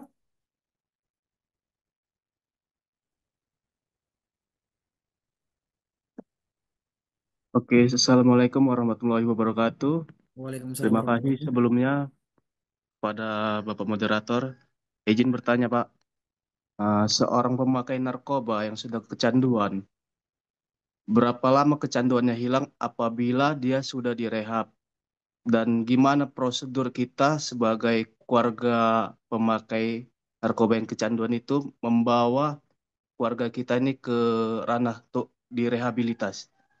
Itu aja pertanyaan saya, Pak. Terima kasih. Assalamualaikum warahmatullahi wabarakatuh. Waalaikumsalam warahmatullahi wabarakatuh. Pertanyaan Bapak Despriyandi akan dijawab oleh Ibu Rindu Wilia. Kepada Ibu kami persilakan. Baik, selamat sore Bapak Despriyandi. Sorry, Ya, Bu. tadi pertanyaan Pak Despriyandi tadi, berapa lama sih kecanduan itu bisa hilang gitu ya Pak ya? Iya, Bu. Iya, baik Bapak. Yang namanya kecanduan itu kan tadi seperti sempat dibahas ya tadi dengan pertanyaannya Ibu Sania, bahwasanya itu ada tingkatannya Pak, dari mulai rendah, menengah, hingga tinggi. Jadi yang namanya kegiatan rehabilitasi itu akan diberikan sesuai dengan tingkat kecanduan seseorang. Apakah rehabilitasi rawat jalan atau rehabilitasi rawat inap? Nah, rehabilitasi rawat jalan itu diberikan kepada pecandu yang masih tahap awal masih tahap awal atau masih tahap kecanduan rendah sampai menengah. Dan kalau sudah kecanduannya tinggi atau menengah sampai ke tinggi itu adalah kecanduan rehabilitasi rawat inap yang diberikan. Jadi kalau untuk mengukur seberapa lama itu harus kita tahu hasil asesmen dulu dari dokter dan rehabilitasi jenis apa yang diterima oleh seseorang. Seperti itu Bapak Despriandi. Jadi nggak bisa kita bilang, oh sebulan udah hilang itu. Nggak bisa gitu. Jadi tergantung kecanduannya ini apakah masih ringan, apakah menengah, ataukah sudah berat gitu, apakah sudah tinggi. Nah, lalu tadi Pak Desprendi juga nanya bagaimana caranya kita pihak keluarga untuk memperoleh fasilitasi rehabilitasi bagi anggota keluarga kita yang menjadi pecandu narkoba. Boleh silakan hadir datang melapor ke Badan Narkotika Nasional Kabupaten Asahan. Nanti akan mengikuti prosedurnya seperti dites urin dulu, dipastikan bahwasanya memang yang bersangkutan itu menyalahgunakan narkoba. Kemudian nanti akan dilakukan tindakan asesmen oleh dokter klinik Pratama BNN. Jadi nanti setelah hasil asesmen nanti keluar, itu akan diketahui apakah dia dalam kecanduan ringan, menengah, atau bahkan berat. Seperti itu Bapak Despriandi. Bagaimana? Bisa diterima? Mengenai prosedur untuk rehab itu, Bu, dikenai biaya atau tidak itu, Bu? Atau ditanggung oleh Kalau negara? melapor, seperti ini Pak, kalau melapor itu tidak dikenakan biaya, ya. Melapor tidak dikenakan biaya. Nah, kalau sudah ditentukan rehabilitasinya, apakah dia rawat inap, misalnya rawat inap itu kan bisa kita kirimkan ke loka rehabilitasi. Loka rehabilitasi milik pemerintah itu ada, paling dekat dengan kita loka rehabilitasi di Deli Serdang yang ada di Lubuk Pakam. Kalau sudah punya pemerintah kan artinya sudah diberikan subsidi gratis, kita bilang gitu ya Pak ya. Nah, kalau misalnya rawat jalan boleh dilakukan di Klinik Pratama BNN Kabupaten Asahan. Selama kuota masih ada, berarti masih gratis. Kecuali kalau misalnya pihak keluarga lebih memilih mengirim anggota keluarganya untuk rehabilitasi di swasta, nah itu kan pasti bayar dan ditanggung oleh pihak keluarga. Seperti itu Pak Despriandi. Ibu, terima kasih, Bu, jawabannya, Bu. Baik, sama-sama Pak. Terima kasih atas pertanyaannya Bapak Despriandi dan jawabannya ke Ibu Rindu Wilea. Izin Bang Azhar, mohon maaf karena jaringan mungkin nanti pertanyaan kita simpan nanti di seminar selanjutnya bisa Bapak Bang utarakan. Izin Pak Kepala BNN Kabupaten Asahan, ada yang ingin ditambah atau disampaikan Pak Izin? Ya, terima kasih. Ini kayaknya Pak Azhar tadi ada membuat ketikan. Ini Yes. mungkin teman-teman narasumber silakan dicek. Ada pertanyaan dari Pak Azhar, ditanggapi dulu karena Pak Azhar sudah Menggunakan hasil positif. menyempatkan waktunya untuk mengetik pertanyaannya. Silakan, dilanjut.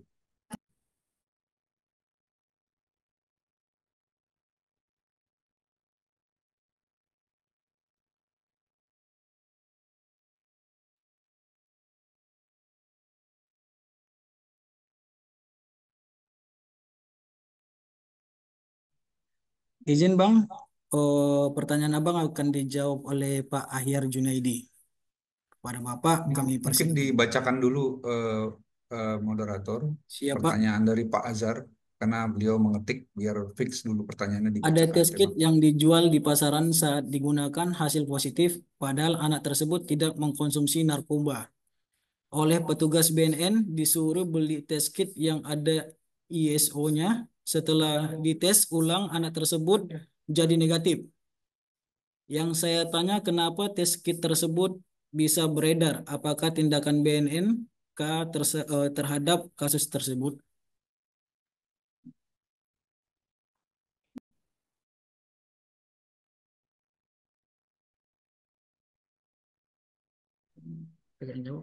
Baik, Bang Azhar, kayaknya Pak Ahyar menyerahkan untuk saya yang jawab.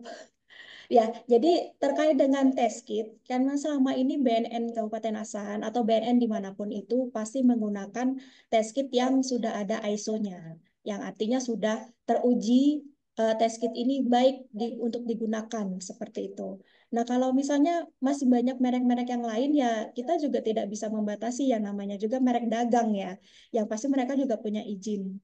Eh, yang artinya kalau dari BNN sendiri, kalau terhadap kasus tersebut ya kita hanya bisa untuk menyarankan membeli alat test kit dengan merek-merek yang sudah terdaftar di ISO tentunya, karena itu kan lebih terjamin dalam menentukan hasil seperti itu, Bang Azhar.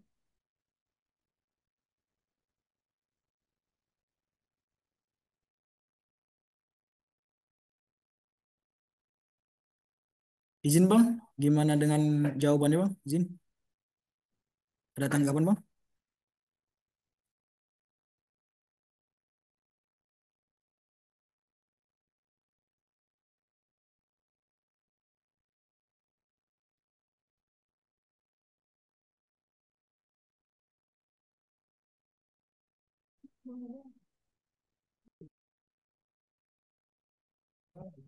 Izin Bang.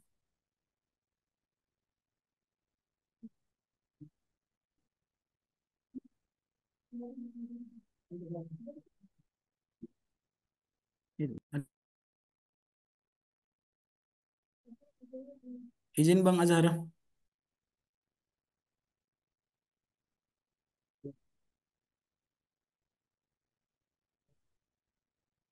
Izin Pak Kepala, ada yang ingin ditambah atau disampaikan Pak? Izin. Baik, terima kasih. Pak Azhar, apakah sudah bisa... Oh ya, oke, sudah direspon di kolom chatting. Pak Azhar sudah menjawab. Baik, peserta sekalian, saya mengikuti apa yang menjadi pertanyaan dari mulai Mbak Anita ya, Ibu Anita, Ibu Sania, Pak Azhar, dan tadi lagi Pak siapa tadi satu lagi ya, yang tadi nanya Despriandi, Pak. Despriandi. Jadi kalau boleh saya menambahkan sedikit sharing saja terkait dengan apa yang disampaikan oleh Ibu Sania tadi mengenai tingkatan penggunaan narkoba. Mungkin bisa dilihat oleh sama-sama ya, Ibu Sania, masih terhubung? Masih, Pak, masih, Pak. Ya, jadi kalau saya sedikit tambahkan, tingkatan pengguna narkoba menurut hasil dari riset dan saintifik yang kami tampilkan, dapat kami tampilkan itu ada 5 tingkatan, Bu. Pertama, experimental use atau dia hanya coba-coba. Nah, di sini pengguna itu sekedar dia memenuhi rasa ingin tahunya. Inilah yang mungkin Ibu bisa sampaikan tadi ke kami, itu terjadi di kalangan usia anak-anak sampai dengan remaja. Jadi mereka itu rasa ingin tahunya memang tinggi. Yang kedua, recreational use, yang memang di sini sudah pada tahap mereka menggunakan itu karena kalau orang bilang tuh buat ya sosialisasi, padahal ini hal yang negatif, tetapi lingkungan memaksa dia untuk ketika dia bergabung dengan komunitasnya, mau tidak mau dia menggunakan pada tingkatan pengguna narkoba recreational use ini, Bu. Ini Hmm. tingkatan narkoba yang kedua. Yang ketiga yaitu situational use, di mana pengguna narkoba ini dipicu oleh dorongannya dia menggunakan kembali. Artinya yang tadinya dia hanya sekedar menggunakan untuk berkumpul-kumpul saja, Bu. Nah, saat di situational use itu dia sudah punya rasa candu. Artinya ketika memang gengnya sedang tidak berkumpul, ada rasa dia ingin mencobanya lagi dan berulang lagi karena memang dia merasa ada suatu rasa edik atau rasa ketergantungan yang muncul berulang kali. Kalau nggak pakai rasanya nggak enak. Itu terjadi juga di poin ketiga ini pada perokok, Bu, perokok aktif. Itu sebenarnya sudah masuk ke dalam situational use. Dia dipicu dorongan kalau nggak ngerokok itu rasanya nggak enak.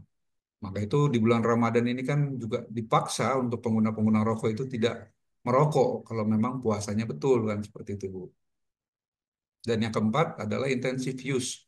Ini yang kaitannya sudah dia sudah sehari-hari, istilahnya banyak kasus yang masuk di Badan Narkotika Nasional di tingkat kabupaten kota, di lingkungan kita nih, Kabupaten Asahan, ketika kita lakukan rapat bersama dengan tim asesmen, itu mereka itu menggunakan itu sudah menjadi kebutuhannya karena pekerjaannya. Walaupun tadi kita juga sama-sama tahu yang namanya rasa mencoba, kalau memang dia pakai berasanya dia semakin kuat, itu hanya ilusi kan sebenarnya. Jadi biasanya itu dia dicekoki awalnya oleh eh, rasa ingin coba pakainya karena dia merasa badannya letih. Sementara ada pergaulannya di lingkungan kerja yang menawari dia. Dan yang terakhir, yang paling parah adalah dependent use. Ini sudah benar-benar orang yang menggunakannya itu memang sudah candu tingkat parah, di mana dia diliputi oleh permasalahan lainnya dalam kehidupannya, Bu. Contohnya, dia diiringi oleh rasa kecewa terhadap rumah tangganya. Itu banyak yang terjadi di kasus kami ketika kami rapatkan. Yang kedua, ya biasanya kalau orang itu sudah menggunakan pada tingkatan jenis narkoba tertentu, ketika dia nggak pakai, rasa badannya dia tuh sakit begitu. Sakit padahal sebenarnya itu sudah level yang paling parah. Ya mungkin itu di yang saat ini dapat kami sampaikan. Dan untuk ada tadi pertanyaan tentang eh, saya dengar tadi yang kaitannya sama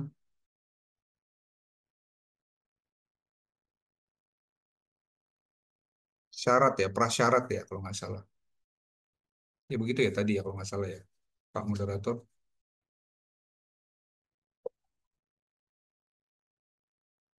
Moderator, monitor. Siapa? Bagaimana cara biar bisa menarik apa? Oh, tentang rehabilitasi, Pak. Tentang Gimana pada rehabilitasi tadi. rehabilitasi? Ya, seperti itu. Nah, dapat kami sampaikan, dapat kami tambahkan bahwasanya rehabilitasi itu dapat dicapai dari dua jenis layanan. Pertama adalah dia klien atau calon klien yang memang posisinya adalah dalam proses hukum. Dan yang kedua, dia memang klien yang sukarela atau voluntary kita sebutnya. Nah, screening terhadap dua tipe klien yang akan direhabilitasi ini pun berbeda-beda. Jadi, seperti yang tadi disampaikan oleh salah satu narasumber kami, bahwasanya bagi klien yang proses hukum itu kita sudah jelas, pasti alurnya sudah pas dapat dipastikan dia melalui rapat melalui tim asesmen yang terdiri dari jaksa, lalu terdiri dari pihak Polres selaku penyidik, dan tim medis yang memang kita undang juga dari rumah sakit umum. Kita sama-sama kita putuskan terhadap tersangka tersebut apa hasil daripada keputusannya dia. Nah, sedangkan untuk voluntary, ini untuk pertanyaan tadi yang nanya tadi masih ada, masih Pak, termonitor nggak di sini, Bapak Despriandi. moderator? Masih termonitor? Kayaknya Masih, Pak, sudah masih. meninggalkan ya. Masih, Pak. Pak Despriandi. Despriandi ya, Pak Despriandi. Masih, Pak. Jadi kalau untuk volunteer itu Pak Despriandi itu bisa datang ke kantor kami bersama dengan keluarganya dengan membawa persyaratan.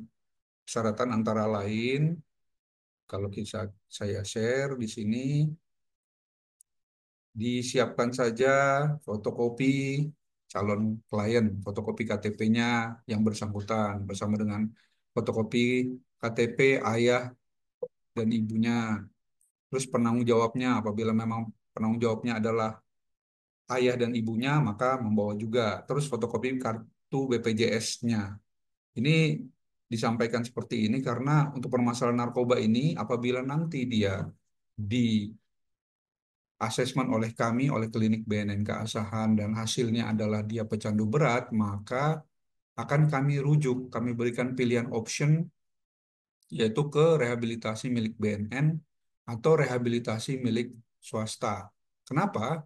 Karena untuk di BNN tingkat kabupaten kota, sesuai ketentuan perundang-undangan yang berlaku, hanya dapat dilakukan rehabilitasi rawat jalan.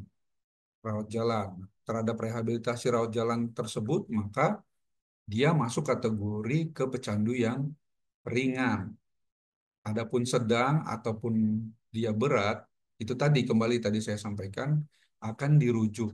Rujuknya ke swasta atau ke milik BNN. Nah, untuk milik BNN sendiri, sebagaimana Bapak Ibu ketahui, mempunyai kapasitas yang terbatas. Di samping itu juga kita juga harus berkonsultasi dengan pihak keluarga karena posisinya tidak berada di wilayah Kabupaten Asahan. Paling dekat adanya di Loka Deli Serdang. Itu pun dengan Loka. Loka itu tingkat kapasitasnya masih terbatas, melayani seluruh wilayah Sumatera Utara. Nah, pusat rehabilitasi kita ada di Balai Besar Rehabilitasi Lido. Itu kapasitasnya terbesar se-Indonesia. Bahkan itu merupakan balai besar rehabilitasi narkotika terbesar se-Asia Tenggara.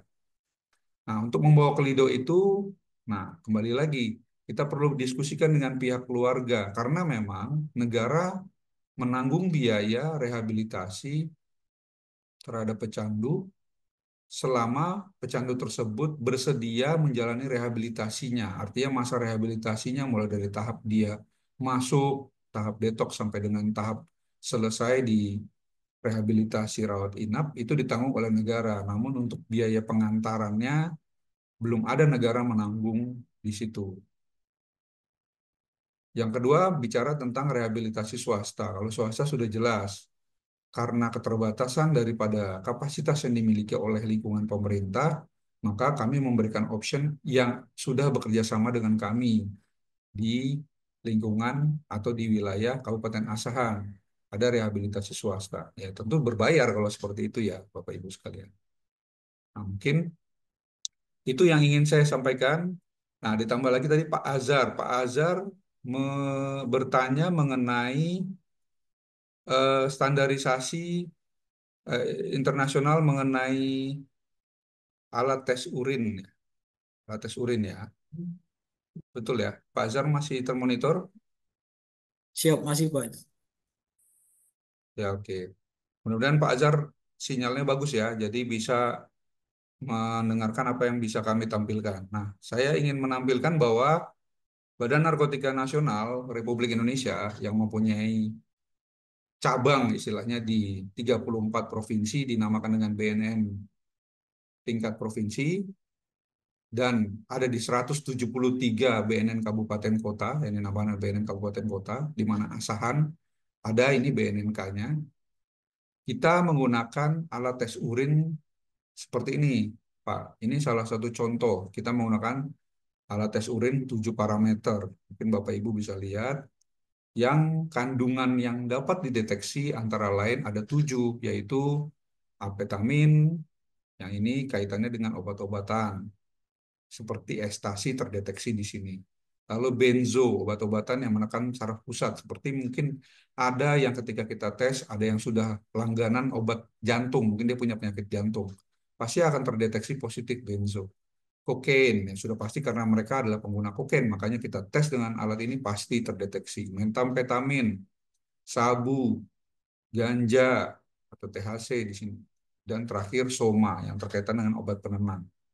Nah, standarisasi ini Pak Zar, ini sudah ada beberapa supplier yang memang sudah terregistrasi oleh BNN RI dan kami di BNN tingkat kabupaten kota hanya tinggal mengikuti. Jadi kembali lagi Bapak Ibu sekalian dalam seminar bahwa BNN kabupaten kota itu sifatnya vertikal, artinya seluruh kebijakan itu lahir dari BNN RI. Apapun kebijakan tentang pencegahan, pemberdayaan masyarakat melalui tes urin, pemberantasan, itu semua, dan terakhir yang rehabilitasi, itu semua bergantung kepada BNN RI. Nah, sampai di sini mudah-mudahan ini menjawab ya apa yang sudah disampaikan oleh narasumber tadi, sifatnya saya menambahkan. Mungkin itu saja dari saya. Silakan moderator. Siap. Terima kasih Pak atas tambahan untuk pengertian untuk peserta seminar kita. Izin Bapak Kepala, kita ada kuis, Pak.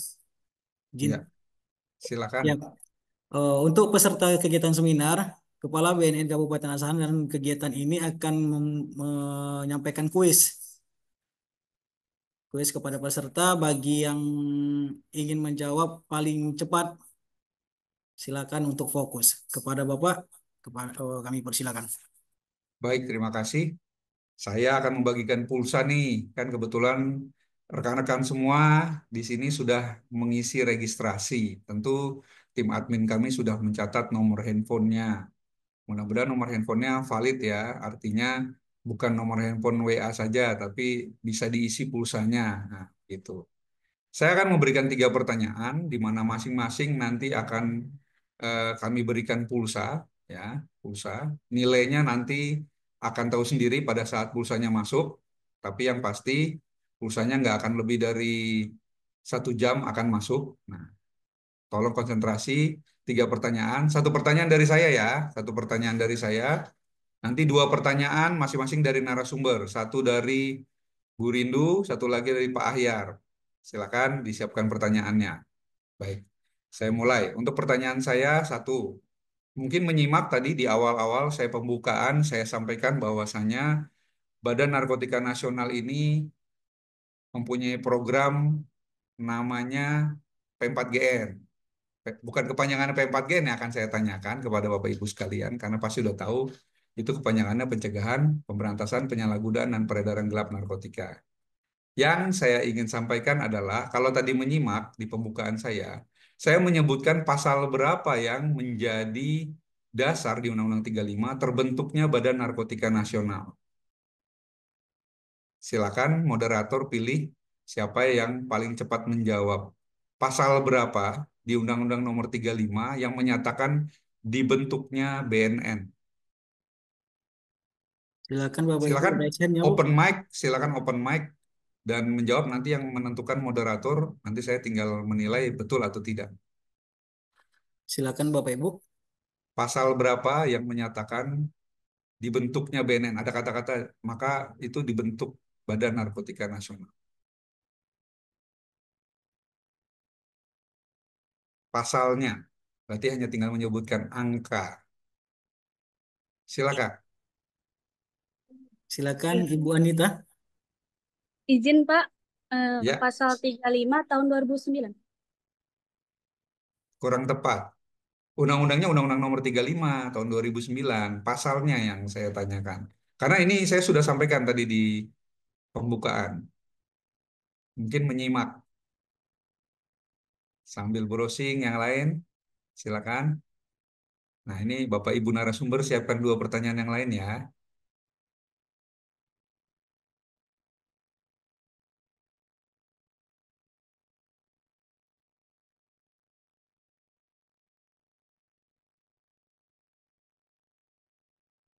Silakan Bapak Ibu. Ayo di browsing dulu, silakan.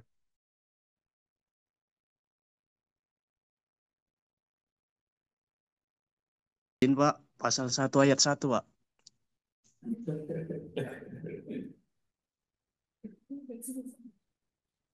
Siap Bang. Siapa Silakan yang kembali. bicara itu? Bang Namanya? Despriandi, Pak Despriandi. Despriandi Ramadan. Despriandi. Nah, kurang Iya. tepat, pasal 1 ayat 1 kurang tepat.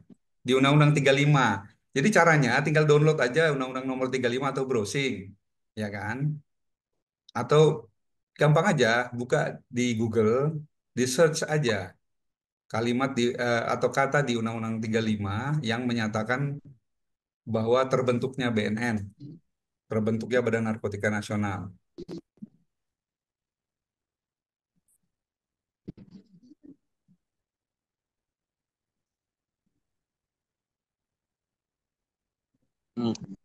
Siap Bang Azhar. Pasal 134 Pak, ayat 1.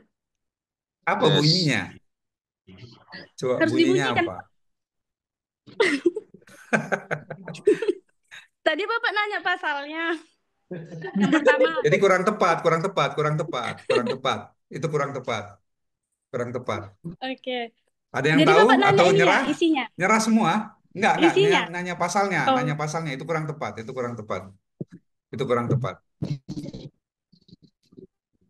Silakan yang lain. Bisa, ini cakap Bapak udah ngomong, boleh. Assalamualaikum Pak. Waalaikumsalam. Silakan Pak. Waalaikumsalam, silakan. Izin Pak, tadi awak ada rapat juga, makanya nggak bisa ngikuti Zoom.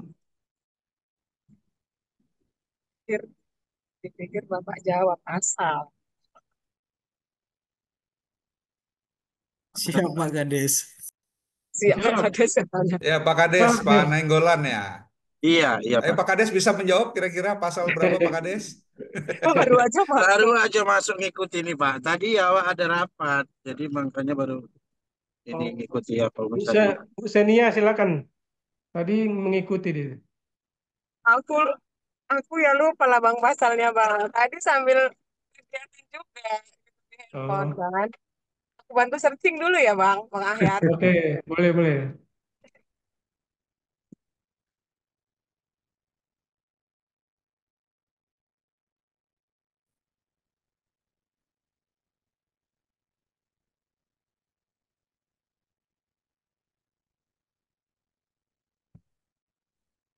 Bu Sania mau ngomong itu. Oh, sudah ketemu? Jadi gimana nyerah aja ya? Nyerah ya Pertanyaannya tadi untuk apa tadi ya Pak pertanyaannya? Oh, pasal berapa di Undang-Undang Nomor 35 Tahun 2009 tentang narkotika yang menyatakan terbentuknya Badan Narkotika Nasional? Izin Bang Pak Fahmi. Pasal 54 izin Pak Fahmi. Dari yang mana itu? Mana Fahmi? Dari Fahminya mana? chat Pak. Belum. Oh, dari chat. Siap Pak. Mungkin Kurang terkendala tepat. dengan jaringan. 54 kurang tepat. 54 kurang tepat.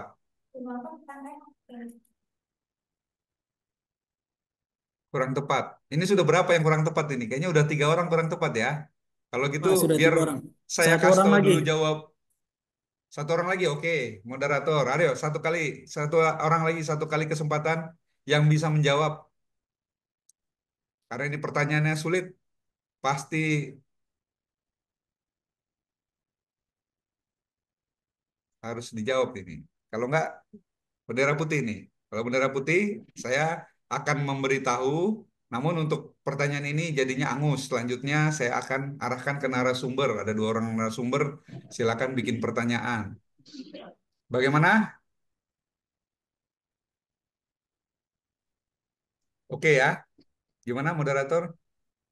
Masih ada yang mau Izin menjawab? Pak. Pasal Vidya. pasal 8 kurang tepat. Pasal 80 kurang tepat. Tadi 54 kurang Oh, tepat, 80 kurang tepat. siap. Pertanyaannya telah Oke. hangus Pak.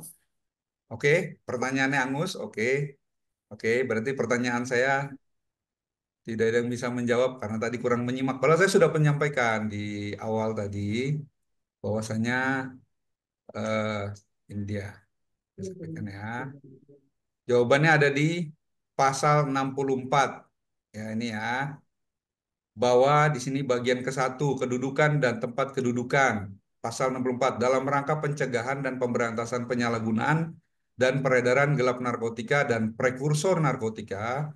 Dengan undang-undang ini dibentuk Badan Narkotika Nasional yang selanjutnya disingkat BNN. Tadi yang jawab 54 kurang 10 lagi. Oke ya. Jadi pertanyaan saya, Angus, Baik, silakan terima kasih. dua narasumber lainnya. Ya, Tapi hadiahnya terima nanti kasih tetap Bapak. pulsa dari saya. Tetap hadiah pulsa dari saya. Siap, Silakan. Bapak. Terima kasih. Ini pertanyaannya mungkin lebih mudah. Dan bagi mereka yang mengikuti dari awal. Baik, mudah-mudahan bisa terjawab ya. Soalnya pertanyaan pertama sudah hangus. Mudah-mudahan pertanyaan kedua bisa terjawab. Pertanyaan dari saya, siapa nama Kepala BNNK Asahan? Namanya lengkap dan Dengan gelarnya. dengan gelarnya. Oke, terima kasih. Silakan Bapak Ibu. Izin Pak, Bapak Despriandi. nama Kepala BNNK Asahan Coba adalah disebutkan dulu nama. Sebutkan nama biar dicatat sama ini. Biar nggak salah nanti Sarah kirim pulsa nanti. nama saya Despriandi Ramadan Pak. Izin menjawab, Pak. Nama Oke. Kepala BNN Kabupaten Asahan adalah Bapak Andrea Reta Zulhepi, SPD, MM. Siap. Ya, coba bisa diulangi. Nama Kepala Tolong aja. BNNK Kabupaten Asahan adalah Bapak Andrea Reta Zulhelfi, SPD, MM. Andrea. Siap. Andrea. Siap. Jawabannya kurang tepat. Oh, itu apa tuh? Siap, itu ada Vidya Nur Fitri. Salah. Nggak tepat ya. Pakai N. Kurang tepat juga. Silakan satu lagi. Kami Pak, kami coba jawab ya Pak. Ibu Dari Sani. Ya. Kawasari. Nama Kepala BNN Keasahan Bapak Andrea Reta Julhefli, SPD MM. Izin Pak, gimana Pak? Ulangi. Nama Bapak Kepala BNN Keasahan yaitu Bapak Andrea Reta Julhefli, SPD MM. Ya, betul. Ya, Gimana? betul. Jadi bukan Andrea ya, Adria Pak, ya. Pak, tadi Pak saya Despriyadi jawab tadi Andrea loh, Pak. kurang tepat. N-nya loh, Pak. Itu yang kesekian kalinya. Tadi moderator kan sudah Enggak, menilai. Pak. Andrea tadi izin, Pak. Andrea. Oke, jadi Kenapa Bu Andrea? Sania ya. Bu Sania ya. Bu Sania. Tadi. Tapi yang Bu Sania jawab Pak atau Kades. Pak Kadesnya nih? Yang jawab Pak Kades nih. Ya, Bu Sania sudah tepat ya. Sudah menjawab tadi. Bu Sania, mungkin tinggal pertanyaan terakhir dari Bu Rindu. Bisa dilanjut, Bu Rindu. Siap, Bu Rindu. Mudah-mudahan yang belum dapat kesempatan bisa mendapatkan kesempatan. Silakan. Pertanyaan terakhir, silakan Mbak Irun. Ya, baik. Mohon izin Pak Kaban, Bapak Ibu peserta seminar tadi kalau memperhatikan ya, ketika interaksi dengan penanya, baik itu tadi Pak Despriyandi, Ibu Sania, ataupun Ibu Anita, tadi ada kita beberapa bahas mengenai program-program BNN yang sempat saya spill sedikit tentang program-program apa aja yang ada di BNN. Nah, pertanyaan saya adalah, apa nama program BNN dalam hal menangani masalah pencegahan kepada remaja? Pertanyaannya itu, apa nama program BNN dalam hal menangani masalah pencegahan di kalangan remaja?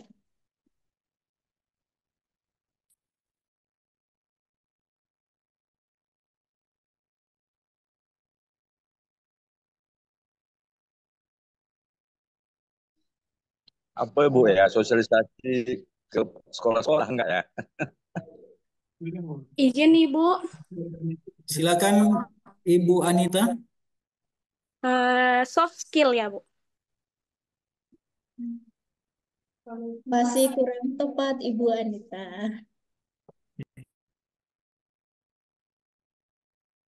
Izin Ibu. Kalau soft skill Silakan itu Bang Azhar. wilayah Tuhan. Silakan Bang Azhar.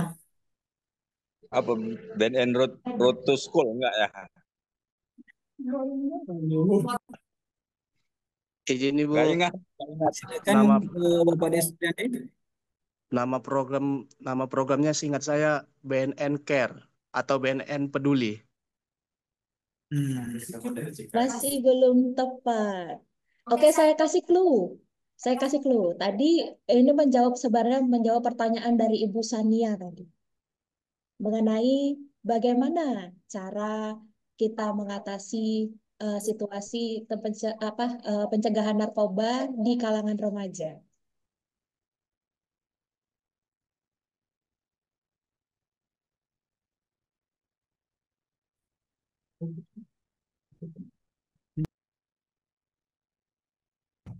Mungkin diperjelas saja Bu Rindu, kira-kira ini tadi maksud Bu Rindu pertanyaannya kan Bu Rindu sempat menyampaikan itu punya beberapa program nih.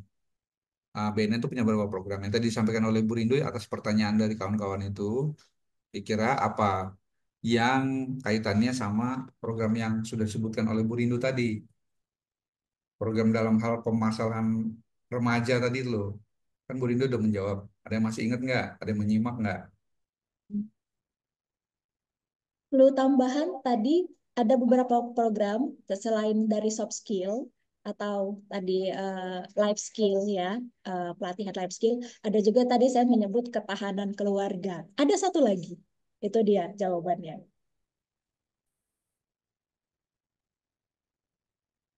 apa ya Bu ya, program pencegahan dimulai dari dini ya, dekat.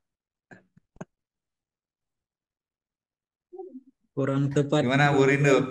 Kalau Hard nggak Bu Rindo skill, ganti Bu. pertanyaan lah. Ganti Hard pertanyaan lah skill, Bu Bu. Rindo. Ganti pertanyaan lain. Terserah Bu Rindo. Silakan. Ada pertanyaan yang lebih gampang nggak? Izin Tapi Pak, jangan kayak Pak clue Ayar juga. terakhir. Nama Hard, saya itu. Jangan hard jangan nama saya skill ya, juga. Ibu. Yang lain. Clue terakhir Pak, izin. Clue terakhir. Kalau tadi ada ketahanan keluarga, malah untuk remaja ketahanan titik-titik. Ketahanan titik-titik. Nah, tadi kan untuk keluarga, untuk orang tua, ketahanan keluarga Ketahanan ya. Kalau ketahanan untuk remaja, ketahanan ketahanan diri titik-titik. ya, ketahanan keluarga, Ya, satu lagi untuk remaja, ketahanan titik-titik, titik. ketahanan remaja, Tahanan lingkungan sekitar. ketahanan remaja Media. ya. Ketahanan remaja ada kurang satu kata lagi. Ketahanan anak remaja enggak.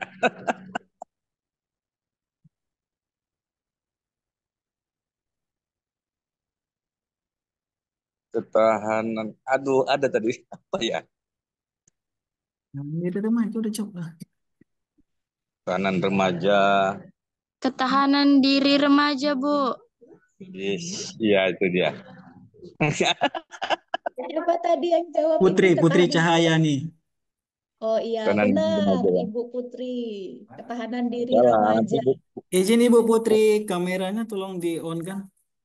Bu Dikasih Putri tahu dapat host pulsa itu satu. tadi.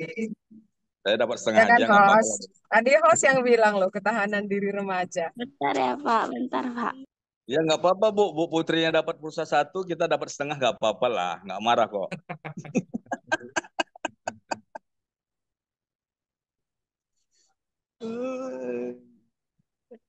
Gimana Bu Rindo? Sudah ada pemenangnya? Sudah Pak, namanya Ibu Putri Cahayani. Oh, terima kasih. Selamat ini. Jadi ada dua ini. Atau Pak Azhar tadi? Pak Azhar bagaimana itu tadi Pak Azhar? Kurang ya? Kurang, Pak. Separuh Pak, separuh pulsanya. Berarti belum beruntung Pak Azhar. Next time ya. Next time Iya. kita gabung lagi di sini. Berarti sudah ditentukan. Silakan nanti panitia menyampaikan ke saya data yang bersangkutan. Oke, selanjutnya Pak Moderator silakan mengingat waktu yang terbatas di bulan Ramadan. Silakan. Izin Pak Kepala, izin peserta seminar anti narkoba. Demikianlah seminar anti narkoba untuk hari ini dengan kehadiran narasumber dan Kepala BNN Kabupaten Asahan yang telah ahli di bidang narkoba dapat memberikan informasi dan edukasi untuk kita semua sehingga kita, keluarga kita dan lingkungan kita bisa bebas dari narkoba dan dapat mewujudkan program BNN Badan Narkotika Nasional menjadikan Indonesia bersih dari narkotika. Saya Rizwan Faisal Hamdani sebagai moderator berterima kasih Mungkin dan sebelum meminta maaf. ditutup, Izin Pak Pak. Moderator, sebelum ditutup semuanya live on kamera. Habis itu kita foto dulu, foto berfoto dulu semua. Tolong kameranya Siap Pak. dibuka. Kepada peserta seminar tolong di on kamera kan agar kita berfoto bersama. Foto bersama dulu. Itu yang Ibu Vidya belum Vidya terbuka. Nurfitri Sama izin Bu. Samsung SM itu siapa? Sama Samsung SM Pak Edi. Oh ini Mbak Putri ya. Tadi Mbak Putri juga kameranya mati tadi pas menjawab itu ya. Izin Ibu Vidya pun. Ibu Vidya. Vidya Nurfitri sama yang Samsung. Kameranya bisa yang Samsung tinggal yang Samsung sama Pak ISM ini dari Pak Edi. GAN. Pak Edi Dari GAN. Saputra. Izin Pak Edi.